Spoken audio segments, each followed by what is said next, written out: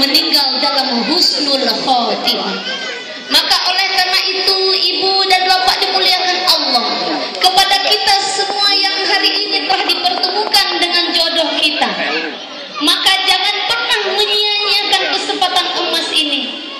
Tolong dan tolong mintalah maaf kepada suami ketika hendak tidur setiap malam. Itu yang kedua. Yang ketiga, golongan orang-orang yang pahala puasanya tergantung antara langit dan bumi adalah golongan orang-orang yang memutuskan tali silaturahmi, yang tidak ngomong berhari-hari, yang menyakitkan hati saudara, bermusuhan satu sama lain, tidak akur satu sama lain. Maka orang yang memutuskan tali silaturahmi, maka orang itu pahalanya tergantung antara langit dan bumi. Tiga golongan tadi, janganlah kita termasuk golongan itu.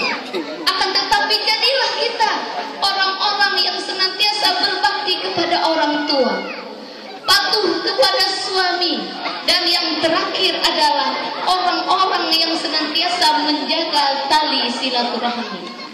Maka insya Allah bila itu kita lakukan, kita menjadi orang-orang yang akan diampuni dosanya oleh Allah, sebagaimana Rasulullah bersabda, "Man shoma imanan wa ihtisaban, ghufira lahu ma taqaddama min dzambi." Siapa yang berpuasa di bulan Ramadan dengan penuh iman dan ikhlas, maka insya Allah Allah akan mengampuni dosa-dosanya yang terdahulu. Akhirnya dalam kesempatan ini, saya yakin dan percaya hati semua kita bergembira dengan datangnya Ramadan. Sambutlah bulan Ramadan, bulan yang sangat mulia, bersyukur serta gembira pada yang maha kuasa. Semuanya bergembira, semuanya bergembira. Ramadan akan tiba, hati kita berbahagia. Dan insya Allah ini adalah nuansa anak-anak yang sedang bermain. Dan Umi tidak memperpanjang tausiah ini karena kita tahu kita bersama anak-anak. Namun paling tidak, barang siapa yang di dalamnya ada majelis tausiah, maka Allah akan mengampuni dosa-dosa kita pada hari yang berbahagia ini.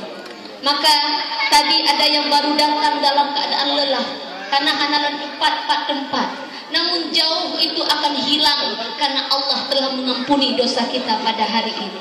Maka insya Allah ibu dimuliakan Allah, marhaban ya Ramadan. Tolonglah jaga tiga hal tadi.